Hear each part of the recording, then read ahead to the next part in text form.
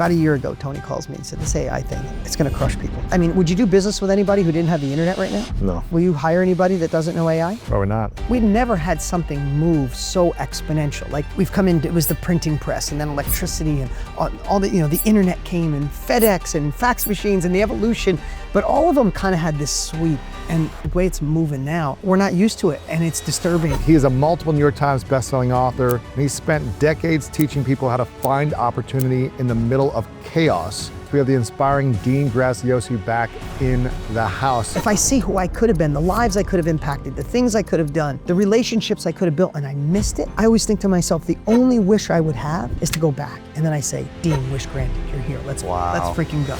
In the next few years, it just seems so uncertain for people. How do you create a compelling future with so much uncertainty? A really great question. We're talking about uncertainty right before this because with AI and all the uncertainties of the economy that are happening right now and how they're going to continue to happen over the next few years, I have a question that I think speaks to me and you at the same time. You've got two different sets of kids, 17 and 19, and then 3 and 5.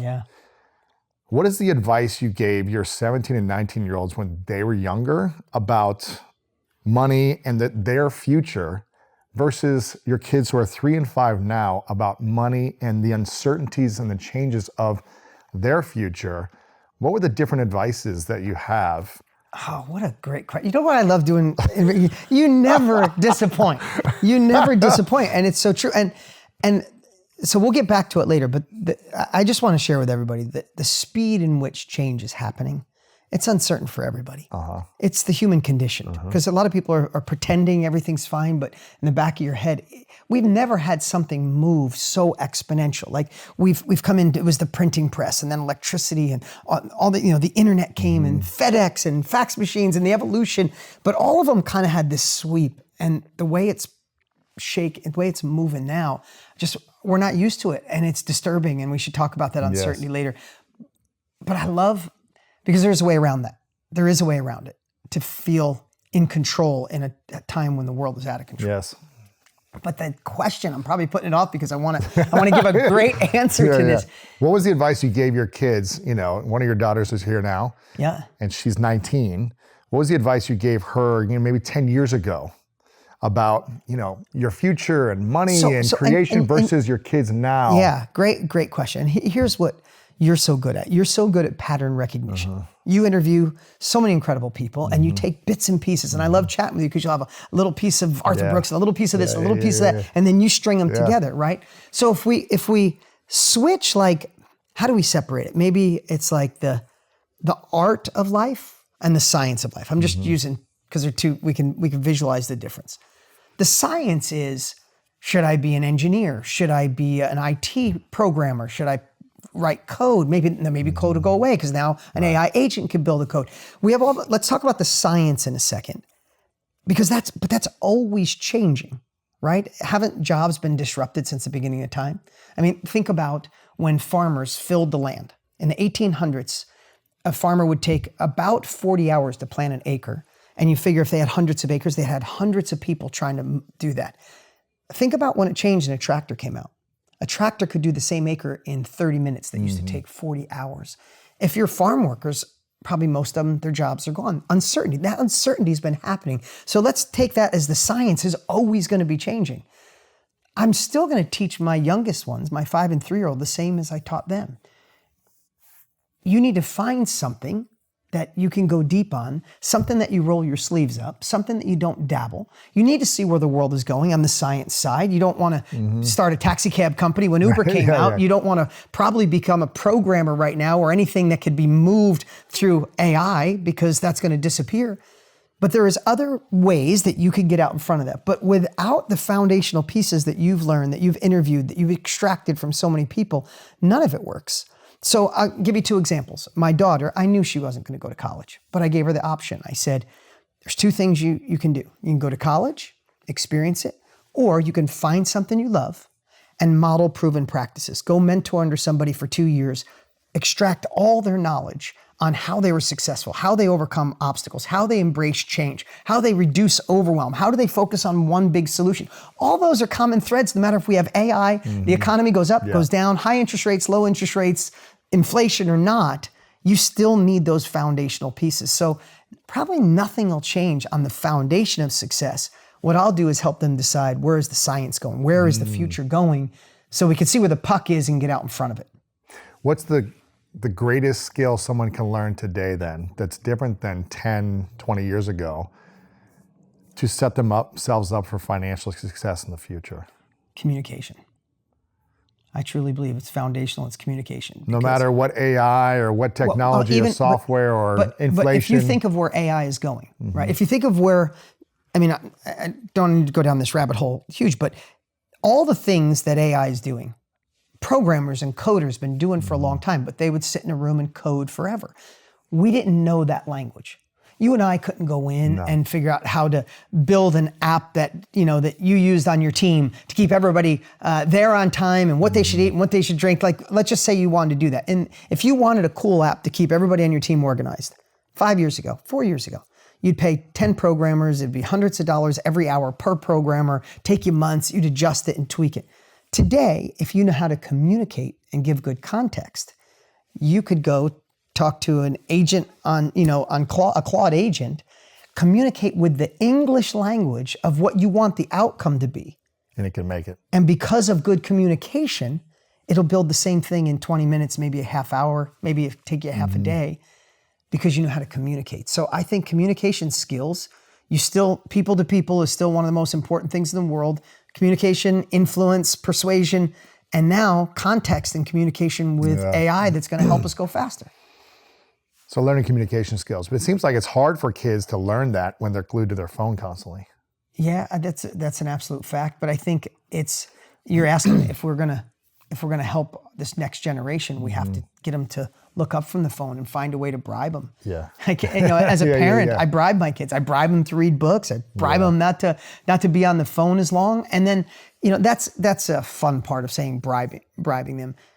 But just like all of us, we all just need, even my kids, they need a compelling future. One thing I've helped my kids always do is create a compelling future that they're fighting for. And if they spend 5 hours a day on their phone, they're never going to reach that compelling future, right? And, I don't expect my kids to have the drive I have. I don't expect your kids.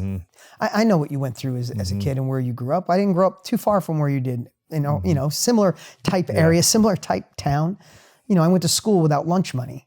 I got made fun of because my mom's car was so beat up and used to break down on the way to school and kids would pass on the bus. And I have that still inside. That broke kid still lives inside of me and I still fight.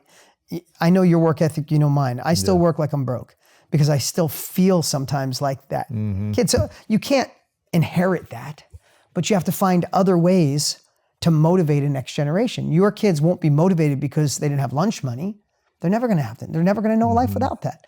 But they could be motivated not to live into their full potential. They could see people who've coasted their whole lives and they don't find happiness and joy. And I don't care if my daughter, my son wants to be the best teacher in an entire school. I will support them. They don't have to be crazy entrepreneurs, but they need a compelling future. If not, you just drift. So when kids grow up living in abundance, how do they learn to fight like they're broke?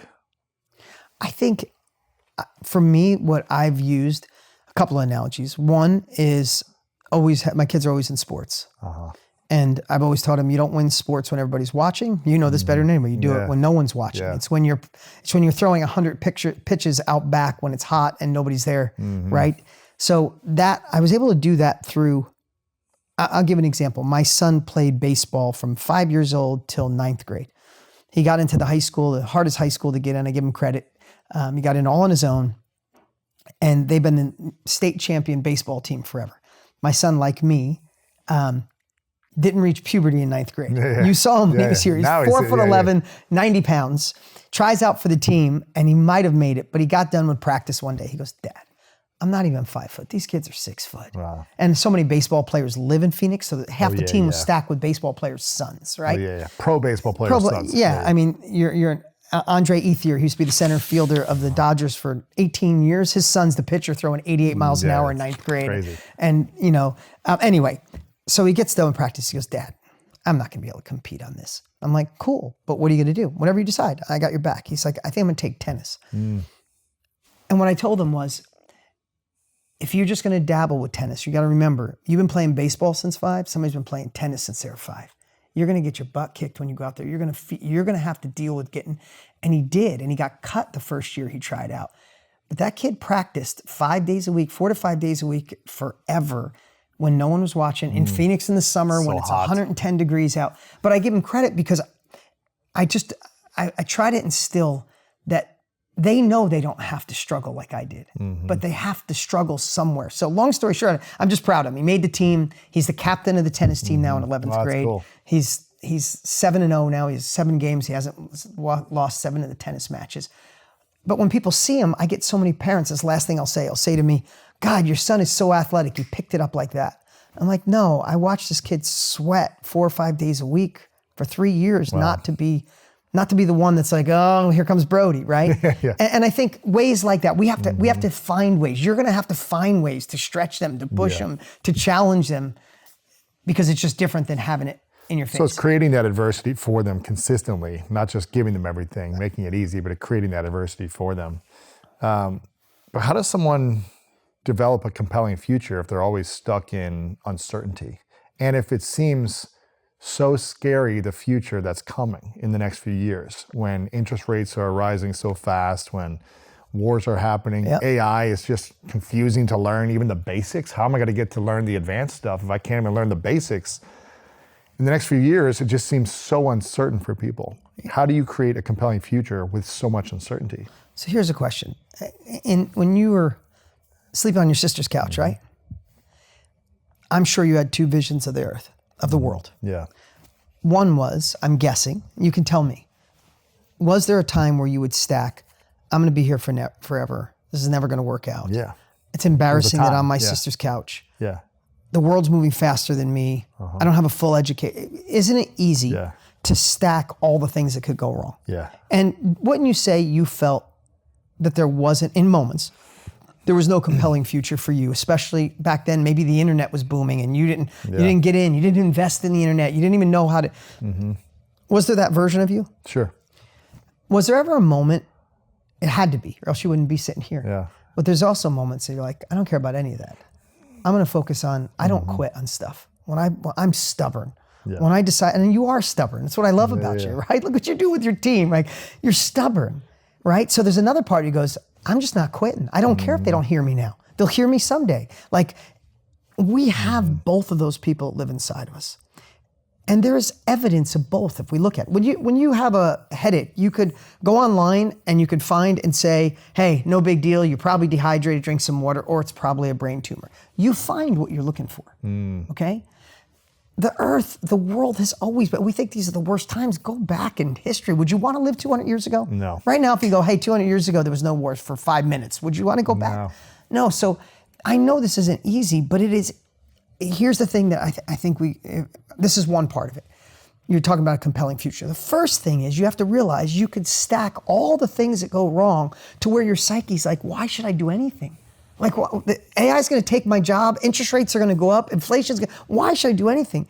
And right alongside of it, you could also stack all that could go right. Wow, what if I could use this innovation? What if I could use AI to not have to raise money, to not have to hire employees? What if I could finally unlock the creativity that's been living inside of me?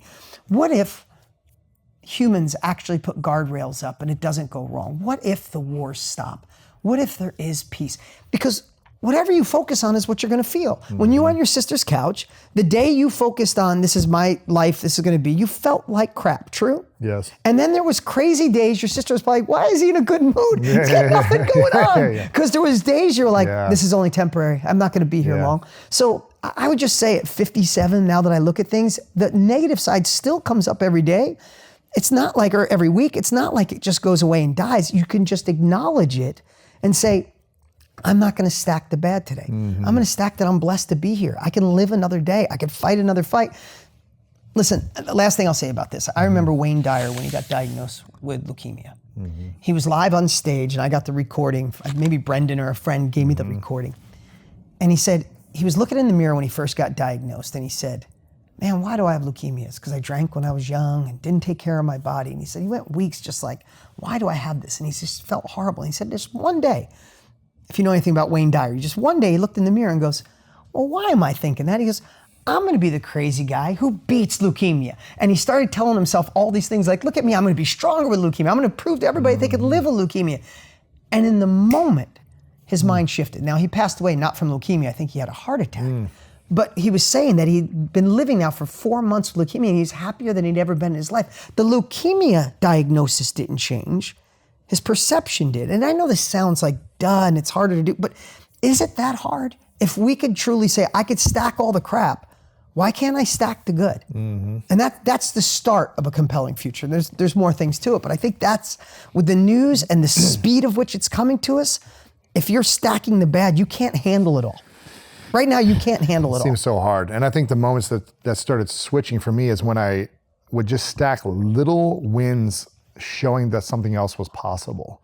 And it wasn't even like I was making money. It was more like, oh, I engaged with someone and they replied to me. Yeah. It was like, oh, I got to say hello to a stranger and they wanted to They thought my story was great. Yeah, something else. It was just like, oh, moments of possibilities created this stacking of something compelling towards the future for me. It was like, okay, I'm learning a new skill. I overcame a fear. I didn't doubt myself as much today. It was just like stacking the positivities. I know this sounds silly, but it's like Dumb and Dumber. Yeah. What are the chances you date me? 1 in a million. So you're saying I got a chance. Yeah, exactly. Right? Yeah, but true. I mean, that sounds crazy, but you saw that. Like, I'm on the couch, I have no money, but this guy was interested in my conversation today.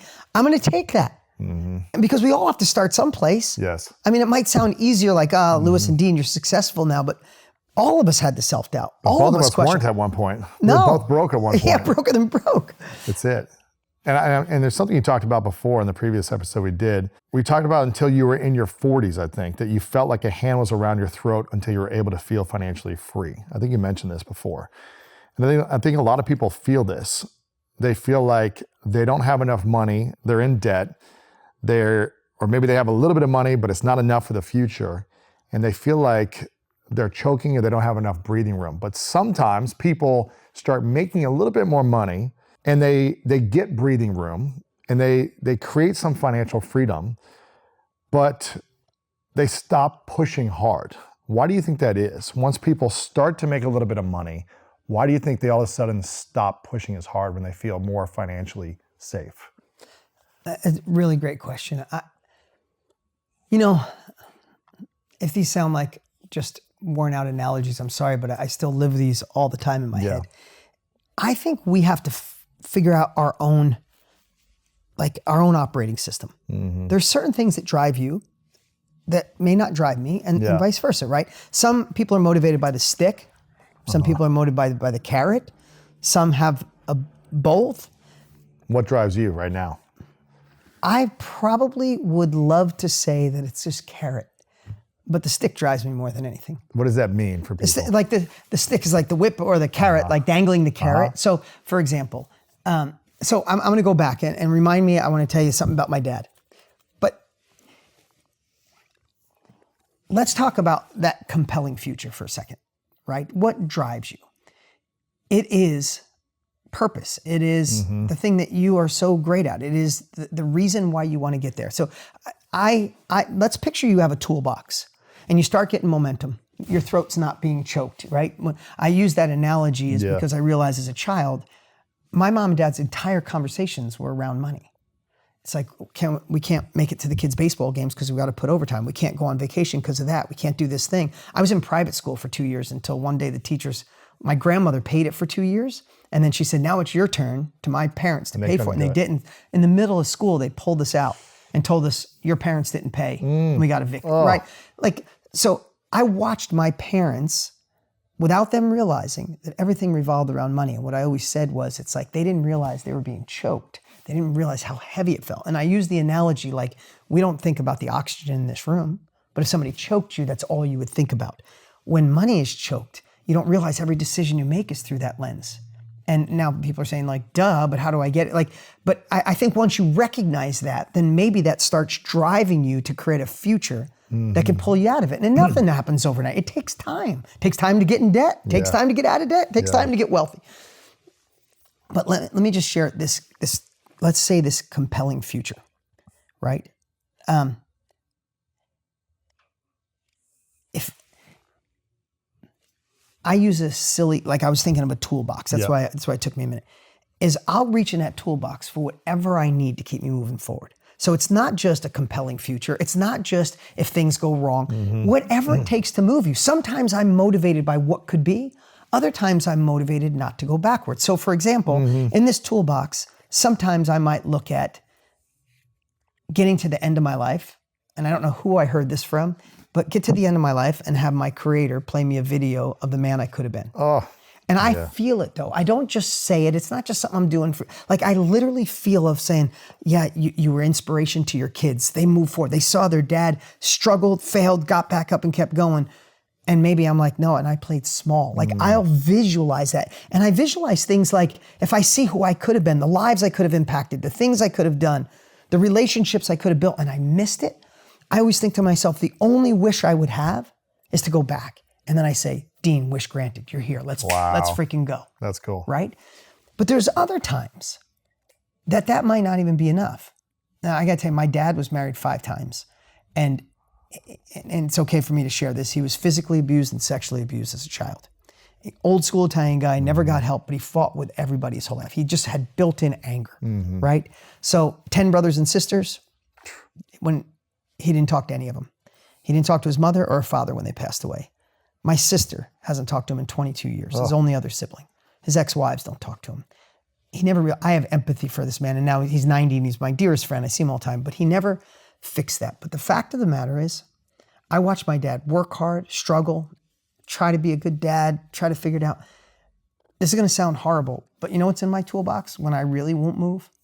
I'll say, if you don't do this, you're gonna end up like your father. Oh man. Some people might say that's abuse. I don't keep it. It's like nitrous oxide in the car. I hit the button, I get going fast, and I go, I'm parking that. I can go back to a compelling future. But it's not easy. You need this toolbox full of things that drive you. So I don't want to be complacent. I don't want to get to my end of life and feel like I coasted. I personally, and I think all of it, what keeps us alive is we feel alive when we grow. It doesn't mean millions and billions of dollars, just a better version today than I was yesterday. And when you do that, you feel alive. Nobody I don't care what anybody says. No one wants to coast. Right? No one wants to say, hey, you're making 80 grand a year. I'll give you 100 grand a year for the rest of your life. And all you have to do is sit and watch this field every day and you make 100 grand a year. I think so many people would jump on that and then a year and be like, I'm out. I'd rather make 40 grand on my own terms. Right? What's your thoughts about the fisherman story? The story of the fish, like the guy who's like catching fish every single day and then the businessman comes and he's Tell me the story. I never heard it. I don't know the whole story. Okay. I think you've heard the story. It's like the guy, the fisherman in the village, and there's like a tourist that goes there and he meets the fisherman who, he's like catching a fish. He seems super happy and he's like fishing on his little boat. Oh yeah, got it. And then he's like, oh, why don't you expand and get multiple boats and make more money? And then you could get investors and then sell one day. And he's like, well, then what? He's like, well, then you could have all this empire, the fishing empire. But then what? And then when you retire, you could come back and you could fish every single day and hang out with your wife and kids and play music and have a siesta and enjoy your life. I'm sure you've heard that story before, yeah. So what do you think about that story versus the need to be driven? So I think growing. Because there are people like that who live, I might be misunderstood. I don't care if my kids are driven when it comes to finances and building businesses like I was. I'm partners with Tony Robbins, for gosh sakes. We're driven on impact. How many lives? I mean, every week we talk, how many lives did we touch this week? How many people's lives have changed? Like, it is obsessive sometimes, right? But that fits me. Like, I don't care if my kids ever care about building a business or being the fisherman that doubles and triples in 3 boats. I want my kids to do whatever makes them happy. If they're happy on the boat, being out there every day, catching 10 fish and coming in, I'd be the happiest dad alive as long as they were growing. Because here, I'm just again, especially being partners with Tony and being in this industry for 30 years, the saddest people I see are the ones that set their life just in auto, just like on cruise control. And they think that this was good. And they get to the end and they're back saying, I need to feel alive. I didn't do enough. I had more to give, right? What did Dale Carnegie say? The greatest plight of the human race is knowing you have more potential and not utilize it. So the potential doesn't have to be building businesses, but you gotta stretch yourself. You gotta learn, you gotta grow. Yes. I know you, and maybe it's a bad example. I have never seen a learner like you in my life. When you came to our mastermind, it was 4 or 5 months ago, I watched you take notes like you did. You knew half the stuff. You were taking notes like you didn't know any of it. Sure. Didn't you feel alive after that weekend? Of course. Yeah, that's great. Then why, a lot of wealthy people. And why do you think it's so hard for even some of the most successful people to separate their self-worth from their net worth or their bank account?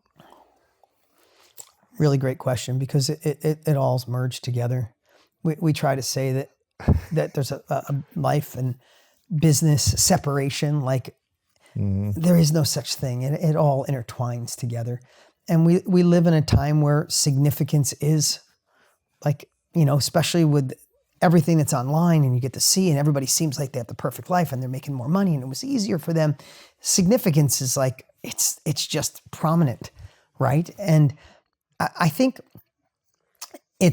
I would love to say there's an easy way to switch that, but there really is. There's an easier way, is, the old saying, count your blessings. I know that sounds crazy, but I find myself falling into that trap still to this day. What's the trap you fall into the most? That when I surround myself with people who are doing better than me, I think I'm doing good. Then I get in a room and I'm like, I'm broke. Yeah. Like, and it's still in there. And that insecure broke kid from 7th grade without lunch money goes, see, because you're not that smart, you can't get where they are. It's still in there. And then I have to say, I look around and go, okay, look where I've been. So here's a couple of things. Number one, when you feel that way, the immediate thing you should do is look in your rearview mirror, because we forget where we came from. Yes. We're looking to the horizon. We're trying to trace the horizon, and you can never get, I don't care how fast you run, or a sunset, chasing a sunset, you're never gonna get there. Yeah. But we're always chasing the ideal version of us, and sometimes you can't get there. Yeah. So you gotta turn around and go, look where I was a year ago, 6 years ago, 16 years ago. That's number one. Number two, I said count your blessings. I said that for a reason, is when I feel that way, I'll immediately say, maybe I could have been a little more successful.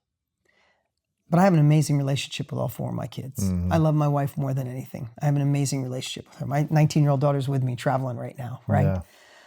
I think my team, just like you and your partner Matt and the team here, you have such an amazing team. They all love each other. I've been to places where the team can't stand each other, partners fighting. I get alone and I say, how's your wife? Oh, and they complain about and then I start thinking how blessed I am with the balance I have. Yeah. And as soon as I put my brain in that mode of looking in the rearview mirror, look how far I've come, look what's in front of me. Hey, then all of a sudden the third one is, I'm like, so good for them that they can set the bar of what's possible. And my nervous system calms down, and all of a sudden I'm back and it's gone. But I'm telling you, the reason I'm sharing that, because you say it, and I'd love to be the person that says, no, that doesn't affect me anymore. I'd be lying to you. And I guess in some ways, in order for us to keep growing, we can't just be with people that are, not doing as much or more than us, in some ways. We need to be surrounding ourselves with people that inspire us. Absolutely. Who've created something that... And the one thing I'll add to it, and you're so good at this, and we work hard on this, is it's not just someone who's had more success. The best thing you could do is find people with the same values as you, that you have, and has more success. Yeah. Because you and I have both met very successful people that I would never want their life. No. I wouldn't switch with them in a million years. Neither would you. Where they might be killing it here, but no connection to family. Killing it here, their kids, they haven't seen them in months. Yeah. Right? Unhealthy or something. Unhealthy, right? So I think we definitely need to surround ourselves with people who inspire us. Just make sure they have the same values that you do. That's it. There's nothing that frustrates me more than when things don't move with speed. And when it comes to building a strong daily routine for your life, the tools that you rely on at home should make things run more smoothly without interruptions. And that's the thinking behind T-Mobile's 5G home internet. And big news, T-Mobile now has the fastest 5G home internet according to the experts at Ookla Speed Test. Setup is so quick and simple. No technician needed, and you're online in 15 minutes or less. And the price comes with a 5-year price guarantee, so you don't have to worry about unexpected price hikes down the road. And when I'm working from home, my internet does a lot of the heavy lifting. It's prepping for the next show on the School of Greatness, uploading files, I'm doing Zoom calls, I'm doing meetings. All these different things are all happening, and I need them to happen fast. And with T-Mobile 5G home internet, things move fast and stay smooth. Pages load quickly, files upload successfully, and I can stay focused without constant interruptions. It makes a big difference. Visit t-mobile.com/home internet to check availability today. Price guarantee exclusions like taxes and fees apply. Fastest based on Ookla Speed Test intelligence data, second half of 2025, all rights reserved. I mean, I'm going back to kind of where we're at right now in the world. Again, I just see the wars, I see the chaos, I see the divisiveness, I see AI changing so much. How do we stay calm under all this uncertainty and chaos that's here? And it seems like even more is going to be coming. Yeah, I think that's one of the best questions in today's world. And I've been obsessing. And how do the best world leaders that you're surrounding yourself with stay calm? Knowing that they have a lot of wealth and influence or power right now, but they might have to lay off 1,000 people because of AI. They might have to make some tough decisions, or the stock market might crash, or something, half their wealth might go away. How are they thinking right now? Well, I've never been in a time, I've been fortunate, especially again, being partners with Tony and the people I blessed to surround myself with. I've never seen a time where nobody really has the answer. I think that's the space we're in. No one has the answer. No one has the answer. I mean, they all might think they do, but no one really does. And just in so many times in changing history, you can go, what do they say? Model proven practices. You know, when I wanted to know more about AI, I interviewed 50 AI experts just so I could find the pattern. You've done it your whole life. I mean, it's what your career is. Yeah. And I'd find this, I'm like, oh, that's one pattern of success. Oh, that's one. This one actually makes you more human. This one actually just buys you time back. Simplification, right? You find these things. So in my life, whenever I'm like, how do I go to another level? How do I shift? The changing economy, the real estate market's down, there's new technology. There's always somebody that's like, oh, I've been there. Let me just tell you. Because real estate, let's just take real estate for example. It's been the same since the beginning of time. Like what's much different of buying a house or flipping a house today than 100 years ago, 50 years ago? I'm not sure. Not much, hardly anything, right? Where we're going is uncharted territory. We've never had anything that's smarter than us, faster than us, quicker than us. So I don't think anyone has that answer. So if you can't find the answer for your certainty, then you got to get the inside strong, right? You have to find inside of you that you become, you know, again, another silly analogy, but you become the thermostat to adjust your emotions, not the thermometer. The thermometer goes up and down with whatever changes. You can go up and down with all the new news about AI, the wars going on, the inflation that's coming, the stock market issues. You follow that roller coaster, you're in for a ride. You're on the adult crazy roller coaster that drops you off, spins you around, flips you around. Yeah. And I don't think there's been a better time in history to have to work on the inside so you can handle this. Because things are less predictable. They are. I mean, do you ever see, whether you like Elon Musk or not, do you ever see when they interview him and talk about 3 years from now, he knocks it out. When people ask him about 5 years from now, you know what he does? He pauses and he goes, I'd rather not talk about that. I've seen him do it in 2 or 3 interviews, or he diverts it or goes, that's a whole nother story. Let's stick in he said in one of them, he said, I can be really optimistic around the next 3 to 4. And it's not because he's pessimistic. He can't see it. I don't think anyone can. Quickly, huh? I mean, right now, the way AI is growing, AI is actually, the reason it's going faster than they thought, because it's teaching itself and it's building itself. Crazy. Right? I think where the problem comes when, let's just take AI for example. When people want to learn AI, they might go on YouTube, might find somebody, you start watching videos, and it's like, oh my God, do I need to get a Mac Mini and a Claw bot? What's a Claw bot? And do I do an agent? Do I just use AI? Is it like Google? Right? I think people are starting off on like step 5, and it's the same for anything. So AI, any change in your life, I think any change has to start with a compelling reason, like a purpose. Why do I want this in the first place? And then once you have a reason like, oh, what if I could use AI to just save me 5 hours a week? Just get rid of the stuff I don't want to do. Could it automate that? That's my purpose, because I want that time to coach Little League for my son. He's 6 years old. I want to coach Little League. So now you got a purpose, right? That calms the nervous system. The next thing is you got to overcome the fear. Because if your brain's thinking this is going to end the world, robots, someday, craziness, start World War III. If you do that, you don't move forward. So then you got to find a way to say, hey, humanity's going to find a way through this. And I'm just going to say AI is going to help cure cancer, solve jobs that nobody wants, and we're going to find a way to all flourish. Like you said, with Wayne Dyer, got the leukemia, might as well focus on the solution. So the first is, right? The first is you got to have a reason why you're doing it. The second thing is you got to overcome the fear. Then the third thing, you got to embrace change and got to say, hey, if I stay here, probably not going to work out for me. Right? I'm on the side of the mountain. If I just stay here, I can't hang on the side of the mountain forever. So I got to probably go up, right? So it's one of those things like the farmer using the tractor. I mean, would you do business with anybody who didn't have the internet right now? No. In a year from now, will you hire anybody that doesn't know AI? Probably not. You won't. So then you got to say, I got to embrace this change. And then after change, you got to cut through the clarity. You got to cut through the clutter, meaning there's a million apps, a million things. Pick one and go deep. I'm just going to learn ChatGPT. I'm going to learn how to get 5 hours a week back with this one thing. Then you start the education, right? If you miss those first steps, then you're jumping right into the overwhelm. You have a little fear. You're afraid to change. You stop. The clutter, you're stuck. So with any process, that is kind of also Tony Robbins 101. I know you're teaching a lot of this right now with AI, but what are the 3 most powerful ways you're using AI to either save time, accelerate growth, or help you build financial wealth? So I can only say this not because I'm an AI expert, but I am a good modeler, right? So are you. Yes. Right? So I interviewed enough people to get a pattern. And one of the biggest patterns, it's one of the things that Tony and I teach, is get your AI to know you deeply.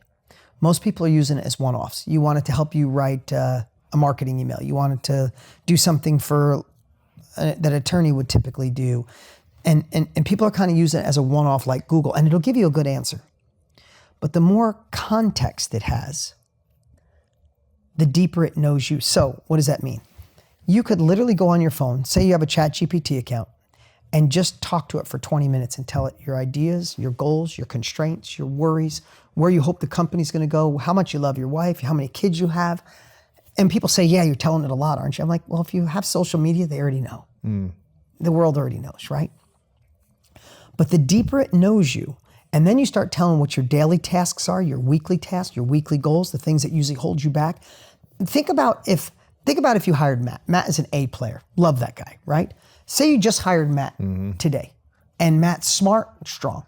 And Matt walks in, it's the first day you're hiring, that's AI, Matt's AI. And you say, Matt, I'd love you to get me 4 new guests that are gonna help solve the big problem of X, Y, Z, and I'd really love for you to get it in the next 2 weeks, thanks. And he walked out. He'd be like, what does he want, female guests, women, men guests? Does he want them all at one time? Does he want them over 3 months? And what is the problem he really wants? He might figure it out and come back and be pretty good because Matt's smart. But what if you spent an hour with Matt and say, let me just tell you where I started. Let me tell you what I believe. Let me tell you how much I care about people. Let me tell you why I called it School of Greatness. And he got all that context. And you said, the reason I want these 4 guests is because I want one to solve this. I want the other one to solve this. I want 2 to be men, 2 to be women, 1 to be a couple. Then he goes out and comes back and you get the answer. You're like, this is the brightest guy in the world. Most people aren't doing that yet with AI. Teach it. Tell it what you need. Tell it what you want. Let it get to know you. It will be a completely different answer. That's number 1. I can give you a second one if you want. A second one, in business, they call it an SOP. You know what that is, right? A standing operating procedure. It just means the process. Like if you documented how you made peanut butter and jelly, right? Get the peanut butter, get the jelly, put one on, put that, right? Just a process. Some people call it a playbook, right? In AI terms, they call it a workflow. It's all the same thing. So I would take, once you get AI to know you a little more, first off, the next question, I'll just go back. The next question you can ask after it gets to know you is tell it everything you have going on that week. And then say, how can you help me with what's on my plate to save 5 hours this week? It'll give you the answer. That's interesting. It'll give you the answer. And then you can say, if I didn't give you all the information you need about me to save that 5 hours, ask me the questions I need to answer to get me that 5 hours. You'll save that 5 hours. And time is the most precious thing, right? So once you do that, you're like, because this is why I say it can make you more human. If you get 5 hours back, you can actually do the stuff that makes you more human, right? So that's number one. So now that you got this thing knowing you and helping you, and you'll start shifting your mind, you'll start trusting it a little more. I just watched it happen. We've trained about 600,000 people so far, so I can watch it happen. Wow. The next thing is pick one thing that you do and document all the steps, right? Whether that's getting up in the morning to go do your workout, if you want it for personal, or the way you raise your children, or a procedure at work.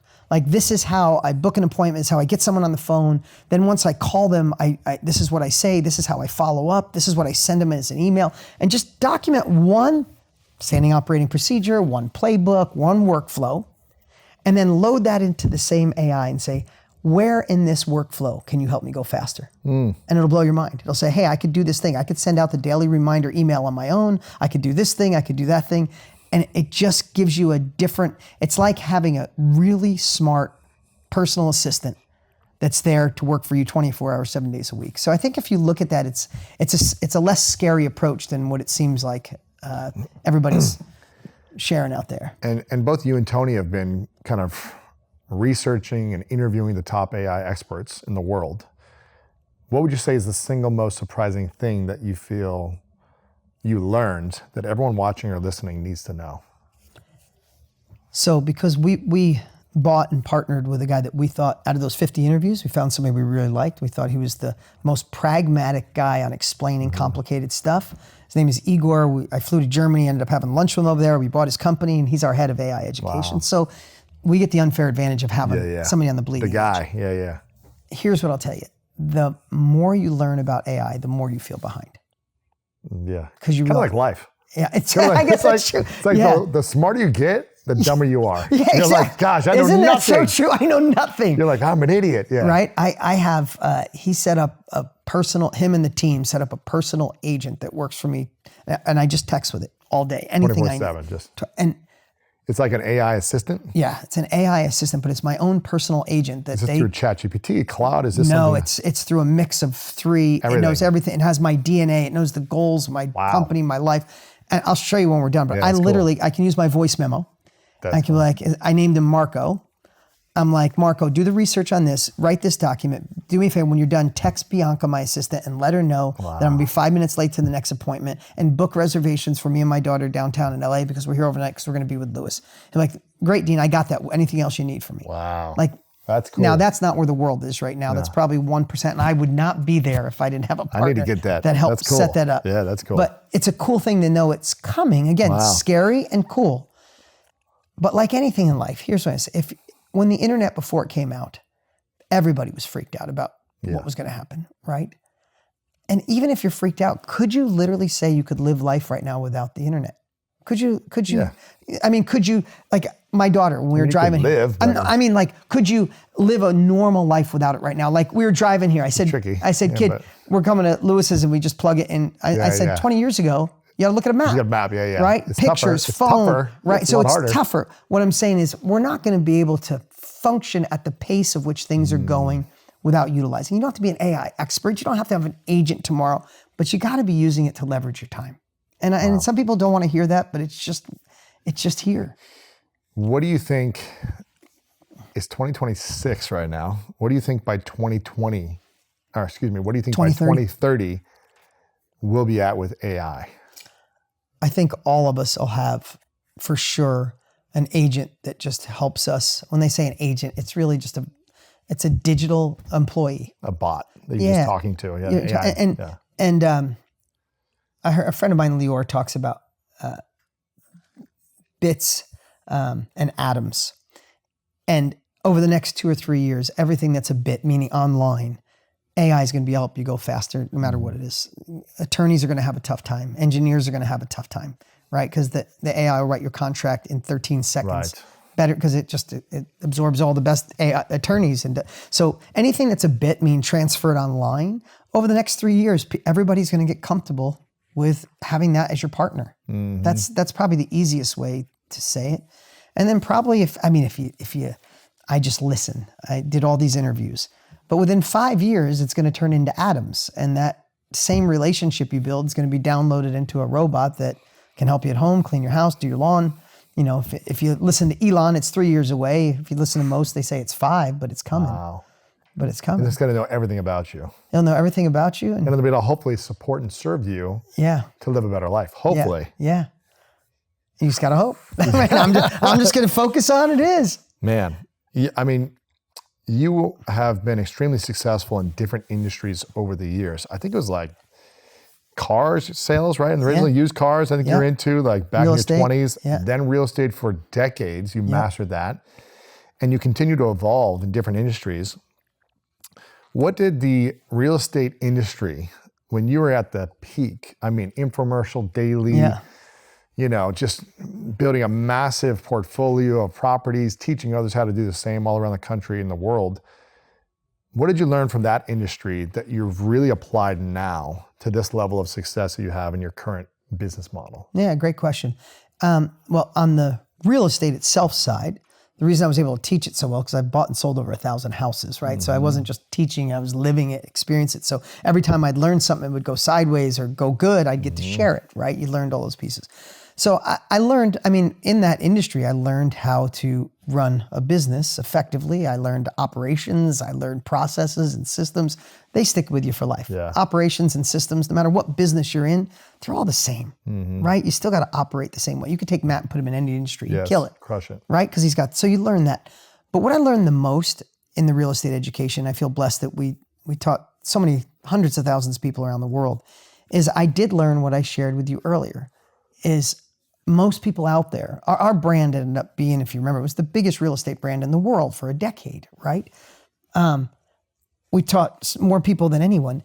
And I always would watch people not rip it off, and you're smart, but they would jump to just real estate education and would freak people out. And so this is there's a takeaway that I wasn't expecting to share, but sometimes we have to sell people what they want and deliver them what they need. So I only taught people that were first-time investors to get in their first house, because that's what I was so good at. I was broke. I got in my first 20 houses with creative financing, and you know, a lot of that. Pace Morby listened to my he listened with his dad to my tapes when he was in the car when he was 14, right? And he's doing fantastic. When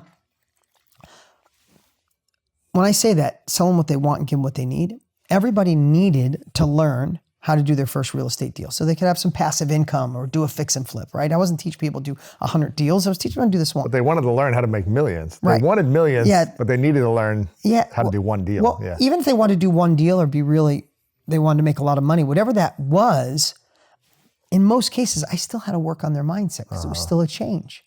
They were still afraid. What if the property was wrong and I lost all my money? How do I overcome that fear? There's a million. Do I buy, fix, and flip? Do I buy and hold? Do I wholesale? No, let's have one path. So what I learned was for real estate that we do in our company Mastermind and what we do with our other companies, what we're doing now with the AI Advantage is, you need to learn this thing, but what you might need to learn this thing, or you might want this thing, but I know you need to get in the right mindset. I need you to overcome fear. I need you to embrace change. I need you to see one path, not 200. And then if I can get you in that spot, then you're open enough to learn what I have to teach you. And that's really our secret sauce. And everybody skips the first 4 and like, I have better education. Then why isn't anybody getting success? Right. Because you're not in their head. You're not helping them overcome the stuff that's stuck, made them skip. Gosh, it's so interesting because when I asked you, like, what's the one skill that everyone needs to learn to really be successful in the future financially, you said communication. And I think I would also add courage to that, because it's like, it's learning because you could have all the skills. Yeah, that's a great you can thought. Know how to communicate. You can have the doctorate degree, you can have the AI degree, but you still have to like put yourself out there. You still have to talk to someone and speak in front of them. You still have to drop that video online to say, hey, this is my perspective and I'm putting myself out in the world. Such a good point. And it's like the courage. It's funny because I was just speaking about, to a bunch of entrepreneurs a couple of weeks ago at a mastermind, and it was about AI the whole weekend. And I was speaking for a half a day, and I said, I know this is about AI, but it's not about AI. It's about courage. It's about, God, it's so true. It is, because you have to have, and you were talking about the first thing is getting inside their mind and their hearts to overcome the fears, right? And you can learn all the education you know around real estate or around AI or whatever. Around anything. Yeah. But it's like you were teaching mindset principles, and it's really like the emotional ability to put yourself out there and fail, because it's going to happen at some point. You're going to buy a bad deal. You're going to make some stupid comment that people are going to judge you for. You're going to not look good in some way. And it's having the courage to do it first and then continue to do it after you make yourself look like a fool over and over again. It's so funny because you nailed it on that one. And what I was sharing about that toolbox, that's what your courage comes from, that toolbox. Whether it's, I don't want to be like my dad, or I don't want to get to the end of my life and miss it. And regret. That future pacing can give you courage in the moment. That's it. It's everything. And really, you're right. Because, listen, we both know people that moved forward that weren't qualified, and they figured it out along the way. Uneducated. And they jumped out of the plane, they grew wings on the way down. That's it. And someone else is sitting in the plane, over-reading, checking the wings, reading the instructions, finally the plane lands, and you missed your opportunity to jump. They're 10 degrees, they're overqualified, and they're still broke. Yeah. And they lack that one tool. It's like that one, I mean, they probably know how to communicate perfectly in front of an audience if it's like perfectly manicured, but it's like when it's messy, you have the ability. I'll tell you one more piece about courage. Yeah. So I teach courage is such a big foundational piece, and I'm glad you brought that up. But I always say, people think confidence comes first. It doesn't. The precursor to confidence is courage, because you don't get confident until you're in the game. Like, let's just say, with the sport that you're doing handball. So well, handball and killing it, you don't get the confidence to play until you're in the game. True? Till you get you need beat to get up out a little. There. You need to get results. And you need to fail. Yeah, you try something, it doesn't work. You don't get it in your mind just thinking about it. No, right. You could be in the stands watching, but you have to be courageous enough to get out on the field. Yes. Even when you play bad at first, and then eventually you learn the pieces. And where does courage come from? When you go, oh, I know the bad roads, I know the good roads. I have the confidence to move forward. But the precursor is courage. It is. And just to give context on that, I mean, I've been pursuing this dream of going to the Olympics it's been 18 years now. That's amazing. When I first That's why I said you're stubborn. When I first saw it in 2008, I first became aware of this sport, handball. And it's been 18 years now. I've been like, okay, I became aware of this idea, handball, and the Olympics, that I could potentially go there if I get good enough. I've been on and off the team for, 15 years now. And I've been on a continual journey of trying to get better towards 2028. So it's been 18 years. Wow. And I have a vision of myself on the court at the Olympics, wearing USA across my chest in a jersey, playing and scoring a goal for Team USA. I have that vision. It repeats in my mind. I see it throughout all my day. And I also know it's not guaranteed. It doesn't, just because I see it, doesn't mean it's 100% guaranteed. Doesn't mean it will happen no matter what. But if you don't try, it's 100% guaranteed you won't. And I'll regret it forever. You absolutely will. But the fear, the sneaky fear comes up, and I can understand a lot of people's fears, because I'm investing so much into it. Time, energy, money, promotion. I'm talking about it all the time. All these things. And what happens if I fail? Like, what are people going to think about me if it doesn't work out? What happens about all the time lost? Like, all these things could creep in my mind as well. That's the man in the arena. It is. But I just say, well, I have to have faith and trust that if this is on my heart, and it keeps telling, and this keeps speaking to me to do it today, and to keep seeing this through for the next couple of years, whatever happens is going to happen. It's kind of out of my control. But I don't want to live with the regret when I'm an old man. I was just going to say, I mean, not to oversimplify it, but at the end of your life, even if this didn't work, could you imagine if you didn't try? That would be so heavy for you. I think you get to the end of your life and you go, I put 20 years in it. It didn't work, but damn, did I try. Exactly. And I met people, I did the thing, and you're gonna have amazing stories. Yes. Imagine telling your grandchildren, I thought about being in the Olympics for 20 years. What'd you do about it, Grandpa? Nothing. Nah, listen, I was older. Played safe. It's not the safe, it's not the biggest sport. Everyone's half my age. Yeah, everybody's younger. It'd be like, Grandpa's a dud. I know. I can't live like that. And now having kids, like, I feel it even more of like, man, I can't speak to them in the future about, I didn't go for it. But you should. Right, you should. Even when everything's against you. Even when it's... But isn't that where most things happen, when everything's against you? Like, You know, when you feel like the underdog, when you feel like it's the wrong things, like, is it the greatest story in the world, the underdog story? You watch Seabiscuit or Rudy or Rocky. Why do you feel that way? Because it's the underdog story, and we're all underdogs. Exactly. And when you have the chance to go, I'm an underdog, probably got a small percentage that's going to happen, but I'm going for it anyway. Yeah. I think that we all need that in our own way, in our own size, whatever matches your life. Why do you think so many people lack the courage to put themselves out there, to actually go for it? Because probably only 10% of the world actually goes for exactly what they want all the way through to the end. And the rest, maybe they go a little bit, but then they fall back into comfort zone. Like, why is it so hard for people to be courageous, to actually try the new thing, go for their dreams? I don't know if I have an answer for why, but what I'd love to present a little solution that it is a muscle that if you pick something, maybe this week you pick something that scares you, that you've been putting off, the thing you should have said yes to a long time ago, or the thing you should have said no to a long time ago, and just do it this week. Yeah. Because what you do is when you get through it, you're like, oh, that wasn't that bad. Like the anticipation of it. It's the anticipation. It's like, you know, you're in a relationship when you're young and you know you got to end it and you're thinking about it for 6 months, every day, your stomach's churning. And then you bring it up and the other person's like, I was thinking the same thing, but we could be friends. And you're like, I just killed myself for 5 years or something. Decades. A decade, right? So I think what helps move you in the right direction is pick something that you've been putting off this week and just freaking do it. Tony says this, and I love giving credit where credit's due, but Tony always says, courage is not moving forward in the absence of fear. Courage is moving forward even though you're scared. Mm-hmm. And when you hear that, it's like, I know it's scary to have this conversation, say yes to say no, but I'm having it. And then you get done, you're like, well, what else can I do? So I would just say, start flexing your courage muscle. Where's the area of your life you've lacked courage the most lately?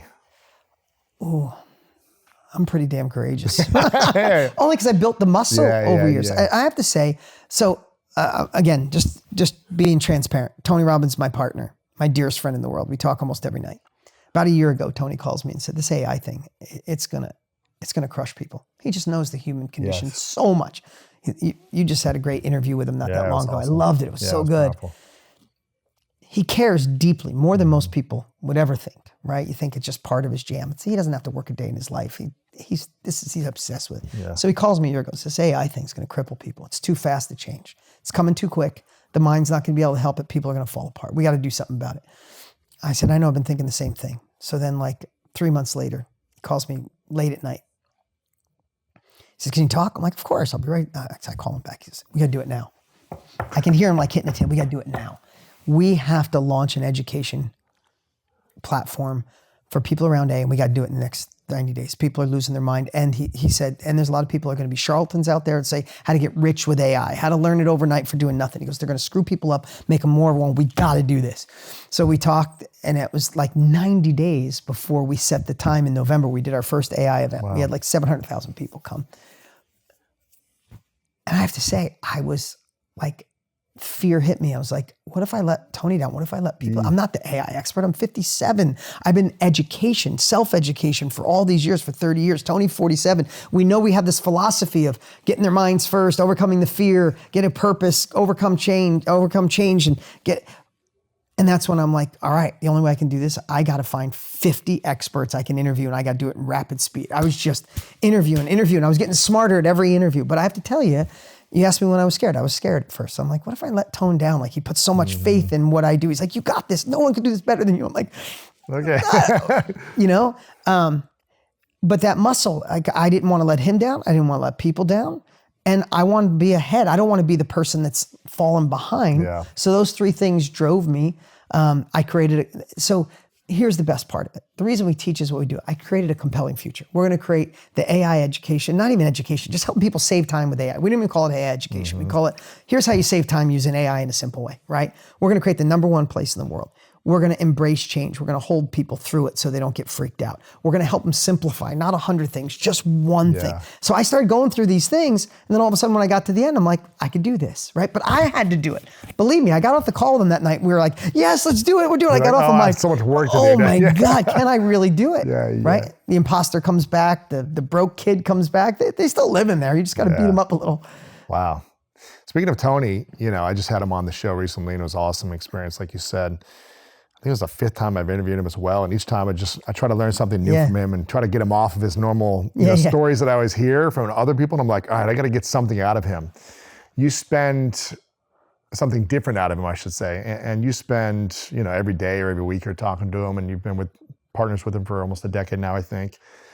And you studied his work for 20 years, I think, before then, but you've really built a personal relationship and a business relationship.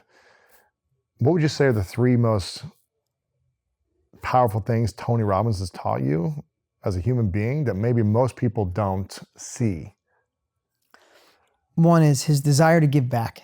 He gives back more than anybody knows. Like when he talks about the billion meal challenge and now 100 billion meal challenge and all this, it sounds unrealistic, but it's what drives him every day. Like he'll just call me out of the blue and talk for a half hour on how he got the king of this country to put up $5 million to provide this many meals. And it's like, it's a part of his DNA, and it's become his purpose and his existence. And because here's what he's a master at. We all need that compelling future. He doesn't have to work a day in his life. His company, he's impacted more lives than anyone in history, right? I mean, he's the GOAT of GOATs in his industry. He's the Michael Jordan of that space. So he's checked off all those boxes. If he just said, hey, I got plenty of money, I got the house of my dreams, the wife of my dreams, him and his wife Sage have the most amazing relationship anybody you've ever seen. It's not BS, it's amazing. So he's got all those. So what did he do? He had to find a new compelling future. I need to feed 1 billion people in 10 years. I did it. Oh, I got to feed 100 billion people. He's flying all over the world. He's doing everything he can to. So he's got this drive. So therefore he wants his businesses and everything to do good so he can give away and take away pain from people. So so that's one is you got to create a compelling future so big. I know we talked about it a little bit today. It's got to be so big that it overcomes imposter syndrome. It overcomes fear. It overcomes that I'm not enough. I don't know enough. It's got to be so strong that no matter what, you just move forward anyway. That's Tony Robbins at his core. It's so big, you're not getting in his way. That's a fact. Okay, that's one. Number 2, he always talks about not always, he gave me this advice that as leaders, we have to be both effective and efficient. And it hit me at a time where I was managing 2 different companies, hundreds of employees, and I was being really efficient because I knew how to fix different departments because I've been in this for 30 years. And he's like, you're going in and you're being efficient. You're getting it all done, but you're not building deep relationships with the leaders. So therefore you're not being effective. And I need to hear, because I was moving and shaking. You were still doing it all. What's that? You were doing it all as opposed to empowering others to do. Or just showing you how to do it. I know what this department, I built this department, do it this way, you good? Cool, and go on to the next without like, hey, how you doing, Lewis? What's going on in your life? Right? So that when he said that, I know it sounds like, he just said effective and efficient, but I knew exactly what he's talking about. He's like, you're the most efficient man I ever know. You need to be more effective. Which is build more deeper relationship. It's what it meant for you. Exactly. I mean, leadership, the older I get, what leadership is really is, imagine being the best kindergarten teacher in the world. You wouldn't teach all the kids the same. The shy kid, you realize, has troubles at home. His parents are going through a divorce. You're going to treat him different than the outgoing extrovert who's standing up on tables. And the kid with ADD and the one that's trying to be normal and the one that's just moved here and doesn't know anybody. As a teacher, you get to know all those. It's like, hey, Sally, go sit with Lisa. You two are the same. Hey, that's what makes a great leader. Is when you know the people that underneath you, you know what makes them tick, what they deal with, what are their constraints. That's probably the biggest secret of leadership that I found at this phase of my life, of having thousands of employees. Yeah, effective and efficient. What's the third thing Tony's taught you think?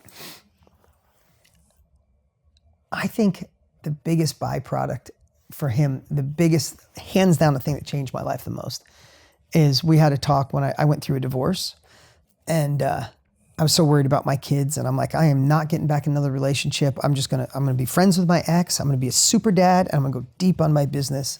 And he's like, BS, get on a plane, get down here. And so we were talking about relationships, and the biggest byproduct, he had me write down everything that I wanted in a relationship. This is common, and everything I wouldn't accept in a relationship. But I know he knew what he was doing because I wrote all this down. I had to do it in front of him. I'm writing all this down. And I remember looking at it and saying, wow, I'm pretty full of myself that I want that in a woman. And here's the part that I got. And I think he knew I was going to find this end result. And I've never shared this because this one changed. That's why I'm married to my wife, Lisa. You know her dearly. You know that we have true love. Like, Yes. I got done reading that and I went, damn, if I'm going to attract that kind of woman, who do I need to become? Yeah, I need to be the same thing. And then I looked through this list. I'm like, wait, I'm messing up on this one. And I'm not doing this one. And I want this and I'm not that man. And I started working on me. I'm like, how do I attract? And like God saw me doing it. Like 3 months later, I'm working. I'm like, I got to be this. I got to do that. I got to shift this the way I do. I put work first without realizing it. Work is everything to me. My business, everything. My relationships were second. And I meet my wife, Lisa, right in the midst of going through that. Wow. And, we're 8 years in now. Is what it's been 8 years? Yeah. I remember you sending me photos of you guys going out like in the first few months. Yeah. And you're like setting stuff and. I knew it. It's so funny. We were on our first date. I'm like, I didn't think I was going to date. I'm marrying this girl. Wow. Like, I knew it on the first date. So it's 8 years since you guys started dating or marrying? Yeah. And what's the 3 biggest lessons your wife, Lisa, has taught you? Oh, that's a really great question. That she's taught me. She is. Whether about life or fatherhood or being a husband or. Yeah, so I would say that her love is so deep. If something is off, I have a tendency as a man to keep it inside and I'll be a little off and she'll be like, what's wrong? I'm like, nothing, I'm good. Yeah. She will not let that happen. She'll let me share it. And even if I say something that she doesn't like, in 15 minutes, if we talk it through, even if I said something like, well, I don't like, something that like somebody else would hold a grudge, she's over it in 15 minutes, just done. And she's like, hey, babe, you want me to get you a glass? You want to go do the thing? I'm like, we're done with that? She's like, yeah, we got it out. That's good. Like, she's just fantastic at that. Mm-hmm. Number 2 is my parents were married and divorced 9 times between the 2 of them. I never lived with a parent. Like, it just was always in, out, in, out, 20 moves. Family is her life. Like, there is no, I feel blessed that, like, I'm going to be married to her for the rest of my life, not a question, but there's not even a question in her mind. Like, I chose you. I'm with you for the rest of your life. Wow. And if we have troubles, we fix troubles. We don't run. We're not soft. Would you run from a business that wasn't doing good? No, you save a business that wasn't going good. If something goes wrong in this house, we fix it because we're not going anywhere. Wow. Her conviction is so strong. Mm-hmm. And then the third thing I would say is she is so transparent and such an open book that it's given me the greatest gift ever, that I am the same person. There's never a time, I say this all, but I got this from her.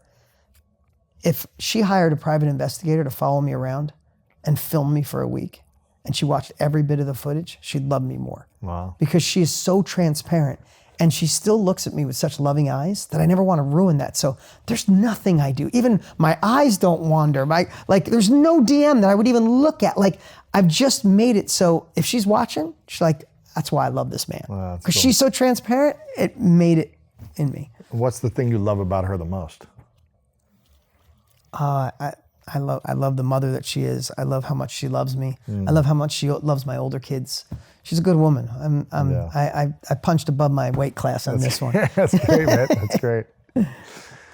And what do you feel like is missing most in humanity right now with all of the, and to give context, I feel like there's so much has shifted in the last 10 years where this focus around being connected to our phones or to online things versus connected to people, obsessed about making more money, but maybe not really making impact. It's like we have focuses in different places where we think it might be the right thing, but there's something that seems like there's still missing for lots of people, not everyone. What do you think is the biggest thing missing for people to feel more fulfilled and happier in their lives? I hate to fall back on something that might sound so simple, but we've had such a good life for so long, even though we think things are tough. Would you want to be alive at any other time in history? No. Would you want to live anywhere else? We're blessed. I know you have people from all over the world, but we're pretty blessed here in America. Yeah. We're safe, right? We don't realize that we take it for granted. Mm-hmm. When you hear someone say have an immigrant mindset, they come from a place of oppression. They come here to America and they're like, the happiest people you know. So many of them become wealthy within the first generation because they see nothing but opportunity. We've been here too long. We take it for granted. So what is the thing missing? Gratitude. Gratitude. You know, when we fought the Revolutionary War, right? And you figure how many people died to give us freedom. That lasted for a while, what people fought for.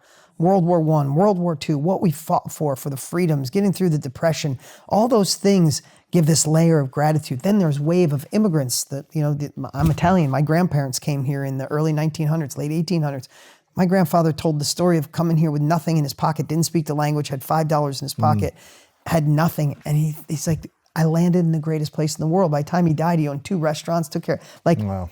And what happens when you have too many years of too much social media, too much comparison, not have to struggle for food, not have to struggle for, I mean, I know some people still do. I'm not being disrespectful for that. But I think if we could find a way, all of us, especially politics divide people so much, if we all just found a way to be grateful for the space we're in. Again, it sounds like duh, but it really is. Gratitude is the most powerful thing on earth. Yes.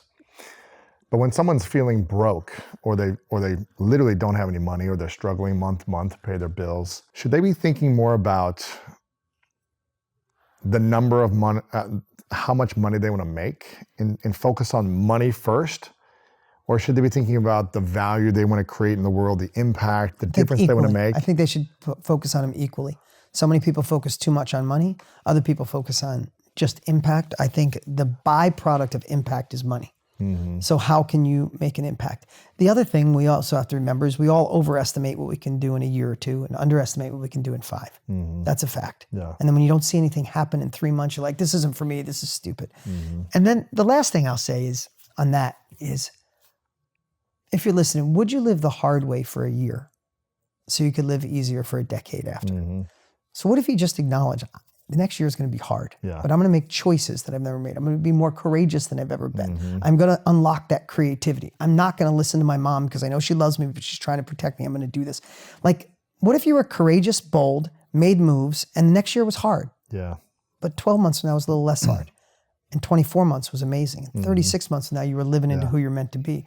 So, you know, none of us, you didn't get here. It looks like you've been here forever. Right.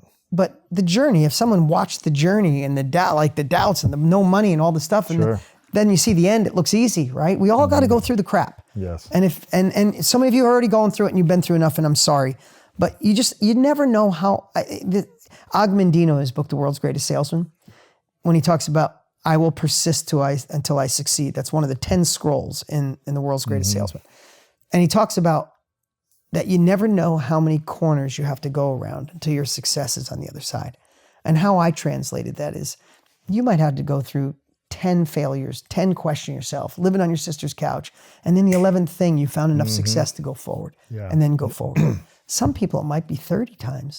Some people, it might be 3. Some people are blessed. Some people have to, but if you just keep moving, eventually around one of those corners, is there another level? And if you knew that it was going to take you 100 attempts or phone calls or face-to-face meetings in order for you to generate that success, the result, or financial abundance you wanted, you wouldn't get discouraged after 10. You'd be like, I'm one closer. Yeah, you're one closer. That's such a good point. That's a great way to look at it. Oh, I'm developing the skills. I'm getting the feedback. I'm getting the resourcefulness. I'm getting the failures out of the way. Yeah, and the faster I do this, the faster I'll get to 100 or whatever. Such a good point. Even if it's 1,000, whatever it is, like, you still have to get through there to get to that number, whatever that rep is for you, to unlock the next level. If someone watching or listening right now is at 0, and they're trying to get to 100K or 1 million, let's say. And you mentioned earlier, you got to be thinking about both the money and the impact, or the value you're going to bring. How would you coach someone if they're watching this and say, Dean, okay, I'm struggling right now. I'm kind of at 0, or maybe I've got a few $1,000, but I'm really trying to get to 100K. And ultimately, I'd like to get to 1 million. I don't know how long it's going to take, but what would is it think about a business where I could think about $1 million first and how much I need to sell that thing? Is it think about where I can add the most value and contribute the most and make a difference? Blending the two, like, how would you coach that? I know it's probably longer than one answer, but. So, and this might, think about some of the A players you know in your life, right? And like, I feel like turning their head, like there's option A, learn AI and become an AI teacher. Yeah. This one here, go into, brick and mortar or more blue collar businesses that are going to stick, no matter what happens with AI. And there's behind door number 3 is something else. Picture if you know the A players, like your partner Matt and others in your life. If you gave them any one of those 3, would they be successful? Yeah. The A players. Yeah. Yeah. Right. So I think the foundation is make yourself an A player. Like if you've tried a lot of things in your life and you quit, it's okay. We've all been there. Yeah. But maybe you give up on the, if you want to use a sports analogy, you give up on the 5-yard line every time because you just need to push a little bit further. For me, I would create an unstoppable, successful mindset by modeling people, read the right books, watch the podcast, so many great ones you've done, and build your DNA. Like, this is who I'm becoming. I failed in the past. I'm going to keep failing, but this time I'm not going to quit. I'm going to do this on a daily basis. I'm going to work on this. I'm going to focus on my compelling future. I'm going to write out my compelling future every day. And then start investigating where the world is going. You can go on AI right now and say, what would be bulletproof businesses that I should start? Once I'm an A player, what would you suggest I go in? And look 3 or 4 of them and see the ones that light you up, and then go down the rabbit hole and say, what if I did this? And where would I start? And all of a sudden we had that ability to that we didn't have access to that information before. That's what I would say. Yeah. So instead of thinking of like, which direction am I taking, start building the skills, the value. Let me ask you, through the history of time, have we gone through depressions? Yes. Have we gone through wars? Yes. Has the world changed completely when the Industrial Revolution came? Yes. But were there still people crushing it? Yeah, of course. What do you think their common thread was? I mean, courage, confidence, all the developing stuff we skills. talked about today, right? And you hate this, that sounds boring. Yeah. But it's a fact. Yeah. It's a fact. And I think they weren't afraid to step into uncertainty. Yes. That was the big thing. They saw opportunity. Oh, there's this change happening. There's electricity now. There's the internet. There's TV. There's radio. Like this thing that we don't understand. It's happening. And we could take a risk and jump into it and maybe fail, or we could be the leaders in this space. Yeah, absolutely. And move forward. And that's why you got into AI really a year ago and started teaching people this. And you think you had, 600,000 or 700,000 people jump on. 630. It was actually 630,000 people jump into this summit you did last year. And you've got another one coming up here, April 23rd to the 25th, called the AI Advantage Summit. It's free. It's virtual. People can go check it out. It's only 3 hours a day. And where can they go to start learning how to master AI for their personal and professional lives? And why should they take advantage of this? I think, listen, if you're already an AI expert, you're already doing vibe coding and you're chasing every tool, this is not the event for you. That's about 18% of America, about 6% of the world. You're already past it. Yeah, you're an expert. You're an expert, and that's awesome. You can come hang out with us. But this is for the average business owner, solopreneur, entrepreneur, someone that wants to be bulletproof in their career, to learn what we teach is how to go deeper on AI, to build it so it knows you, and then how to utilize it to buy back time. The biggest thing we shared was there's never been a mechanism to give you more time, and then how to leverage that time. So by the time you're done, it was one of the most fun events we've ever had. And we got great speakers, and you might come a little overwhelmed, confused. You'll leave with AI confidence, AI fluency, and you'll be jamming that. By night 2, they'll be home going, I'm not that afraid anymore. It's pretty cool. That's good. It was fun to watch it. Where can they go sign up right now? AISummit222.com. Okay, cool. It is free. It's going to be fun as heck. And this is probably the only time we'll do it this year. We did it last year. We're doing it again now. And we got some amazing guests. And when I say amazing guests, you're not going to get the high-tech AI people. After 50 interviews, Tony and I grab the ones that they're most practical. Most like when they speak. Yeah, relatable. They speak and you go, oh, well, I could do that. Yeah. Because believe me, some of the interviews I did, halfway through, I'm like, I have no idea what this guy's saying. Exactly. He's way smart. I am dumb. He is smart. Yeah. And I would say, could you boil it down for him? When he boiled it down, I still couldn't get it. I know. Right? So we took the people that take complicated things and make you go, oh, I get that. So it'll be a blast. Yeah, it's exciting. So AISummit222.com. It's coming April 23rd through 25th. It's free. It's only 3 hours a day. You're going to get some practical tools to help you kind of master what you need right now. It's not going to overcomplicate things. Yeah. It's more about buying back time. That's really what we focus the whole 3 days on. That's it. That's exciting. Anything else? What else is on your heart or mind that you want to leave people with today? I just think, as Tony said when he called me a year ago, we've never experienced the rate of change that we're experiencing right now in politics, in world matters, in technology, in you don't know if you're going to wake up tomorrow and crypto's gone or the market's crushed. Like it's a time. Just recognize that. Realize you're human and realize that if you focus on all those, it's going to find, if you focus on where all that could go and you stack them, it's hard for the human body, your mind, your psyche to even handle it. So when you find yourself going down that road, just have that second voice go, hey, we got to stop here. I need to focus on what's good in my life. What could be possible? What could go right?